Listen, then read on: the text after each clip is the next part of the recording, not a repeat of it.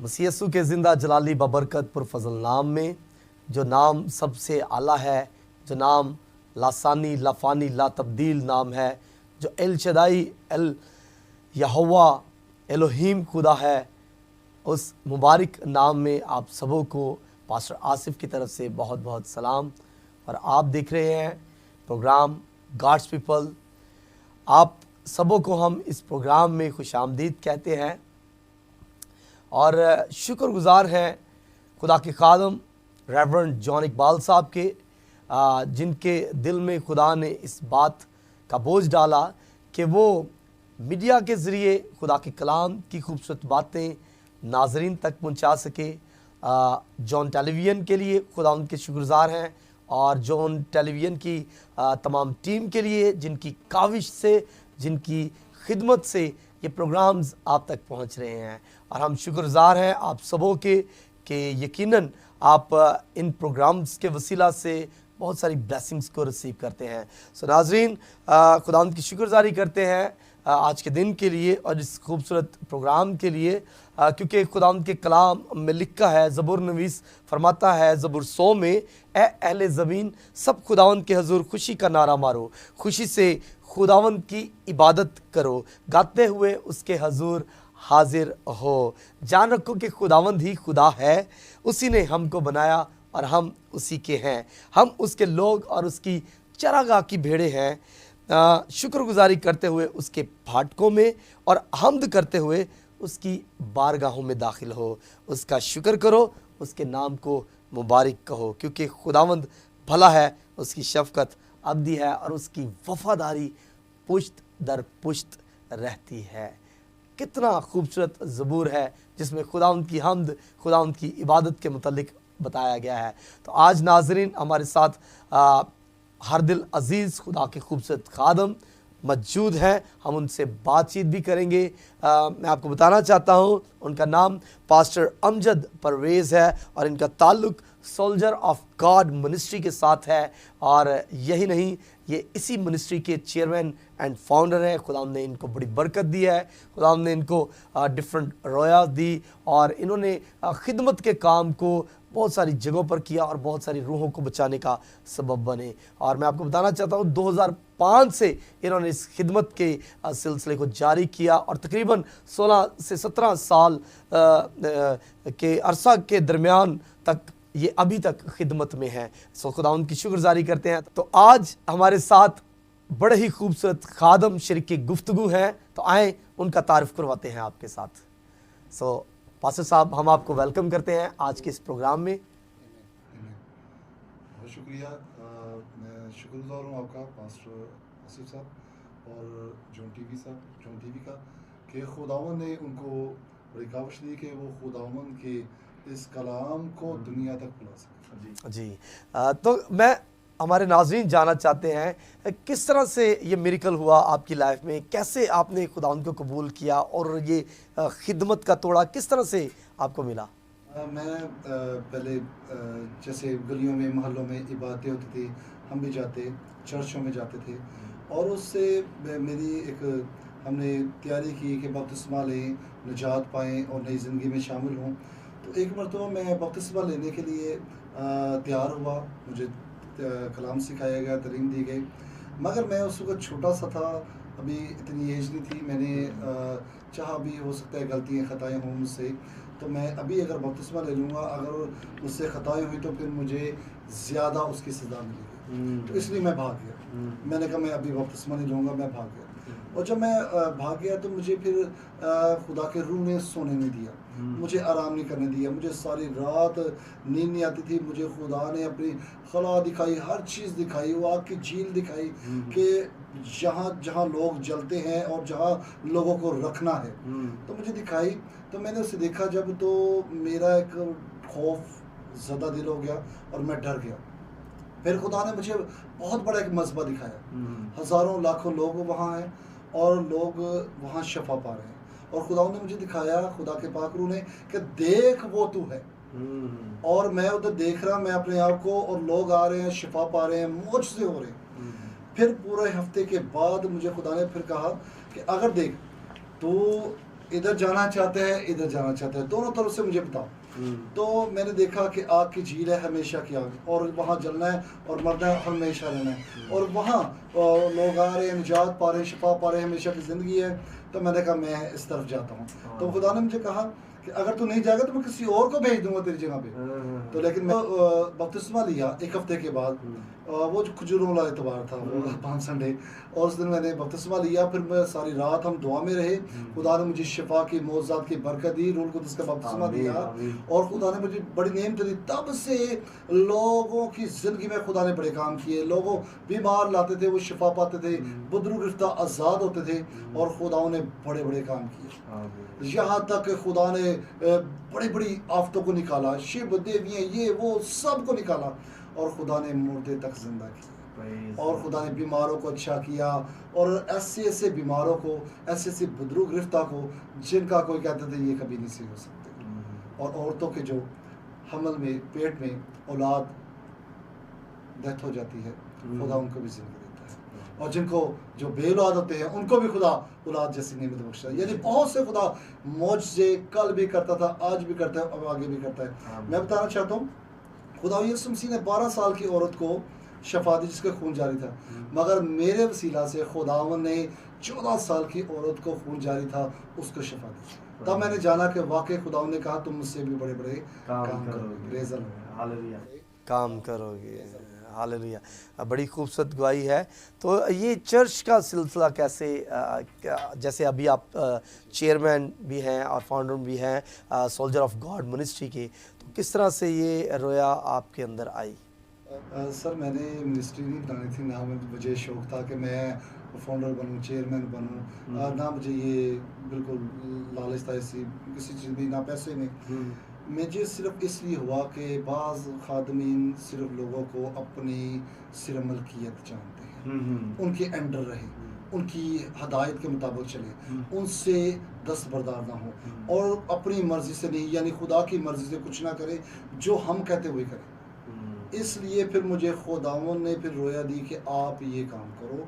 अब मैं बहुत से लोगों को शागिर्द बना चुका हूँ, बपतिस्मे देता हूँ, तौबा की मुनादी करवाता हूँ, उनको खादम बना के आगे खिदमत। Praise God. नाज़रीन, जैसा कि यीशु मसीह ने कहा कि बस तुम जाकर सबको मुँह शागिर्द बनाओ, और उनको बाप और बेटे और रूह कुद्स के नाम से बपतिस्मा दो, और उनको ये तालीम दो कि उन सब बातों पर अमल करें जिनका मैंने तुमको हुक्म दिया है। तो देखो मैं दुनिया के आखिर तक हमेशा तुम्हारे साथ हूँ। और ना सिर्फ हम यही इनकी टेस्टिमनी सुनेंगे, बल्कि आज हम इनसे बहुत सारे क्वेश्चन आंसर भी करेंगे। सो खुदा उनकी शुक्रगुजारी करते हैं। आज दुनिया में देखते हैं हम, दुनिया में बहुत सारे मज़ाहब हैं, और वो अपने अपने खुदा की इबादत करते हैं। उनके वर्शिप ऑफ वे जो है, इबादत करने के तरीक़ेकार जो है वो डिफरेंट हैं। तो आज हम जानेंगे खुदा के खादम से कि खुदा की इबादत कैसी होनी चाहिए, एज अ क्रिश्चियन होते हुए हम किस तरह से खुदा की इबादत कर सकते हैं। सो आज हम खुदा के खादम से इस सवाल का जवाब जानेंगे। तो जी पास्टर साहब।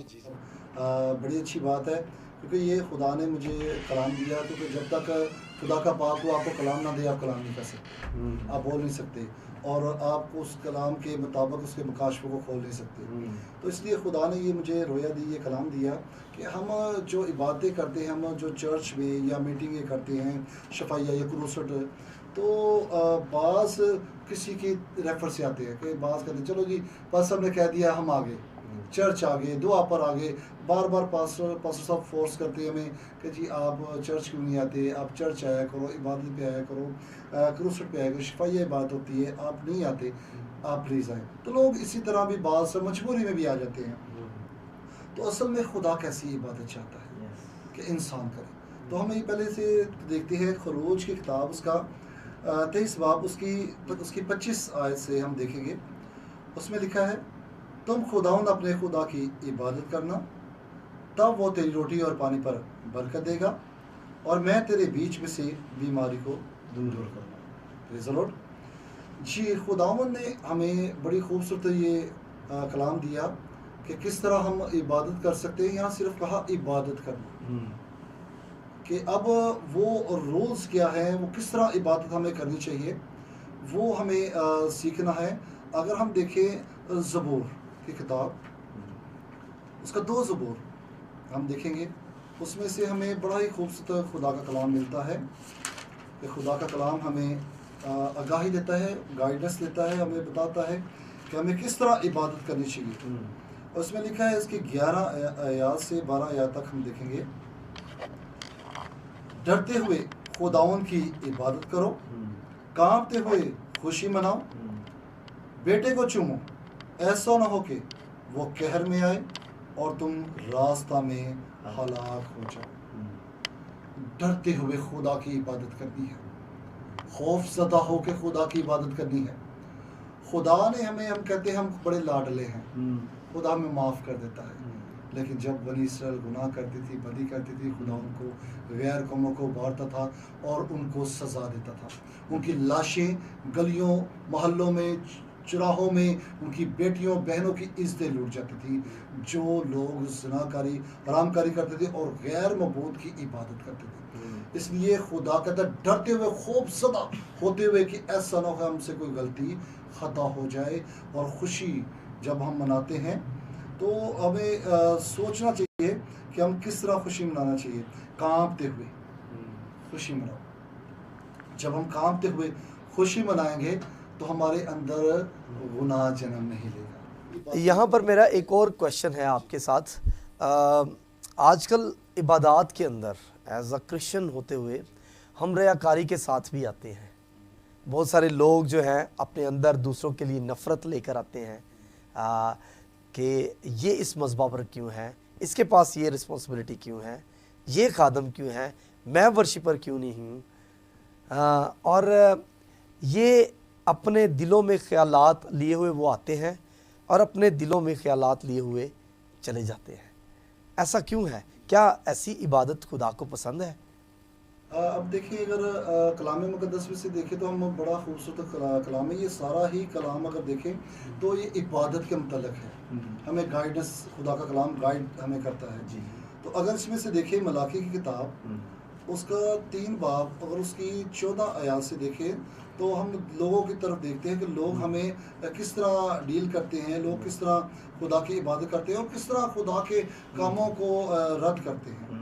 देखते हैं, तुमने तो कहा कि खुदा की इबादत करना हबस है, रब्बुल फौज का अहकाम पर अमल करना और उसके हजूर मातम करना लाहासिल है। लोग कहते हैं खुदा की इबादत क्या करना, खुदा की इबादत करना फसूल है, बस फर्जी तौर पे जाते हैं, दुआ करते हैं। अब बहुत से हमारे क्रिश्चियन में बहुत से अकीदे हैं, बहुत सी मिशनें हैं, बहुत सी रस्में हैं और लोग रस्मों के मुताबिक इबादतें कर रहे हैं, अपने तरीके के मुताबिक इबादत करते हैं। जो सी मिनिस्ट्री है वो अपने तौर तरीके सिखाते हैं, अपने चाल चलन सिखाते हैं कि आपने इस तरह इबादत करनी है और इससे हटकर आपके ने इबादत नहीं करनी।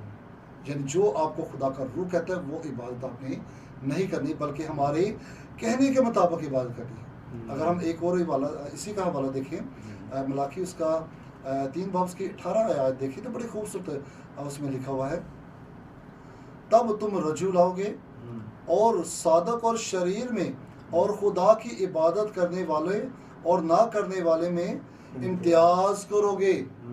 आप जानोगे कि क्या ये वाकई खुदा की इबादत कर रहे हैं कि नहीं, क्या ये फर्जी इबादत कर रहे हैं, क्या रस्मी इबादत कर रहे हैं, क्या ये खुदा को खुश कर रहे हैं, क्या ये लोग खुदा के कलाम के मुताबिक अपनी ज़िंदगी गुजार रहे हैं कि नहीं, क्या ये इबादत खुदा को पसंद है कि नहीं।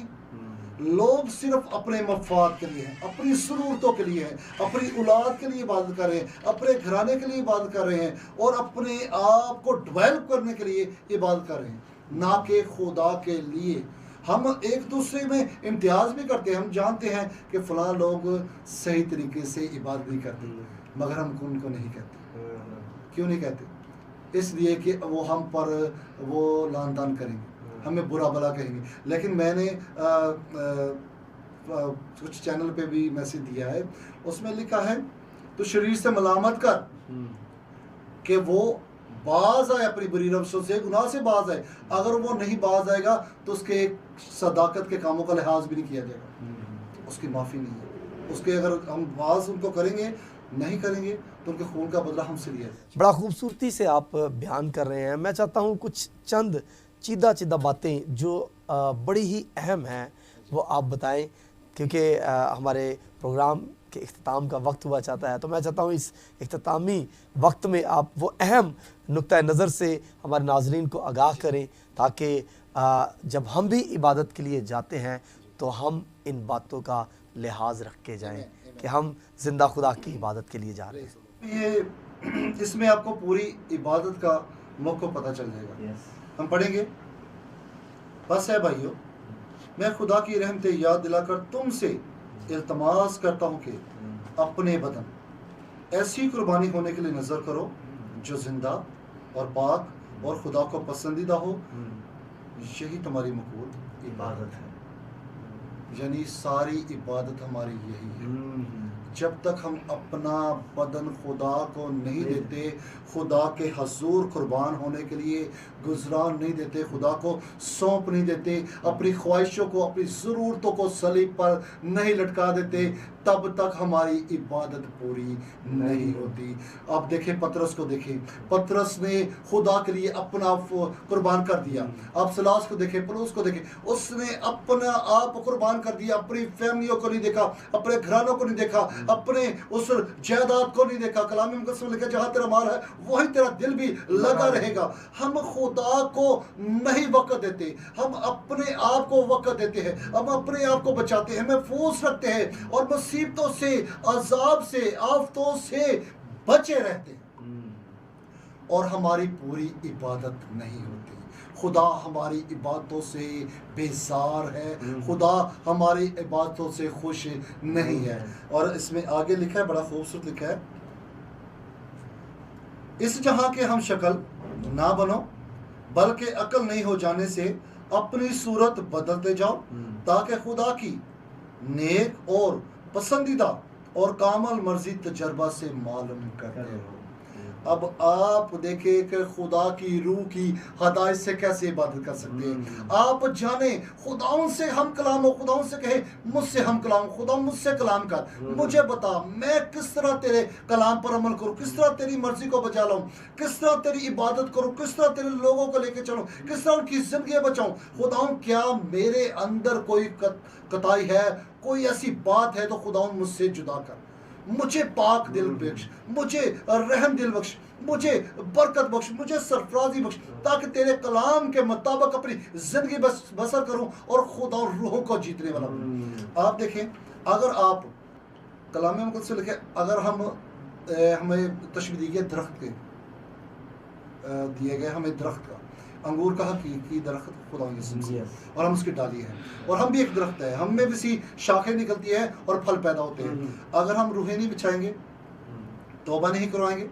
बपतिस्मे नहीं देंगे, उनको खुदा की खिदमत की तरफ नहीं माइल करेंगे, तो हमारी खिदमत बेफायदा बेमकसद है। हमारा दुआ करना, इबादत करना, खुदा के हुजूर हाजिर होना और खुदा को अपना आप कहना और खुदा को अपना बाप कहना और खुदा के साथ चलना बेफायदा बेमकसद है। जब तक हम इस आयत पर फोकस नहीं करेंगे, हम पूरा बदन अपना सिर्फ खुदाउन के लिए कुर्बान करें, खुदाउन को दे दे, खुदाउन तू जैसा चाहता है मुझे मैं अपने आप को पेश करता हूँ, तू जैसा चाहता है इस्तेमाल कर। Praise God. बड़ा खूबसूरती के साथ आज खुदा के खादम ने हमारे साथ कलाम को शेयर किया। दाऊद कहता है, मैंने तेरे कलाम को अपने दिल में बसा लिया ताकि तेरे खिलाफ गुनाह ना करूँ।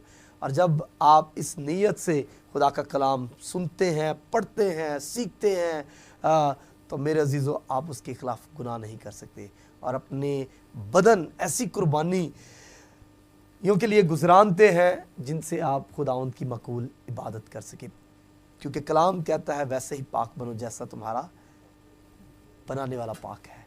मेरे अजीज़ों, आए इस कलाम को अपनी ज़िंदगी का हिस्सा बनाएं और जिस तरह से खुदा आपकी ज़िंदगियों से चाहता है कि आप उसके लिए इबादत करें। आज हम चर्चिस के अंदर इस नमूने को बआसानी देख सकते हैं। यकीनन प्रैक्टिकली तौर पर आप इस पर आप गौर कर सकते हैं कि लोग किस तरह से आते हैं। अगर आप उनको संडे सर्विस के बाद उनसे मैसेज खुदा के कलाम की बात पूछें, उनको भूली हुई होती है, क्योंकि उनके ख्यालात तसव्वुरात कहीं और होते हैं, वो अपना आप कहीं और छोड़ कर आते हैं। शायद आज हम रवायती तौर पर खुदावंद की इबादत कर रहे हैं। अगर ऐसा है तो इस कलाम से यकीनन आप बरकत पाएंगे और आप जानेंगे कि मुझे किस तरह से खुदावंद की इबादत करनी है। क्योंकि खुदा के कलाम इफ्सियों के ख़त में बड़ा खूबसूरत लिखा है। मुकद्दस पौलुस रसूल इफिसुस की कलीसिया को लिखता है, मगर तुमने मसीह की ऐसी तालीम नहीं पाई, बल्कि तुमने उस सच्चाई के मुताबिक जो यीशु मसीह में है उसकी सुनी, और उसमें ये तालीम पाई होगी कि तुम अपने अगले चाल चलन की उस पुरानी इंसानियत को उतार डालो जो फ़रेब की शहवतों के सबब से ख़राब होती जाती है। अब वो कहता क्या है, और अपनी अकल की रूहानी हालत में नए बनते जाओ और नई इंसानियत को पहनो जो खुदा के मुताबिक सच्चाई की रास्तबाजी और पाकीज़गी में पैदा की गई है। खुदावंद आज के इस प्रोग्राम के वसीला से और खुदावंद के खादम के वसीला से थैंक यू सो मच इस प्रोग्राम का हिस्सा बनने के लिए और खूबसूरत बातें हमारे नाज़रीन के साथ शेयर करने के लिए, और किस तरह से हम खुदावंद की इबादत कर सकते हैं, ये सब कुछ बताने के लिए हम आपके तहे दिल से शुक्रगुज़ार हैं। इसी के साथ पास्टर आसिफ को और पास्टर अमजद को इजाज़त दीजिए।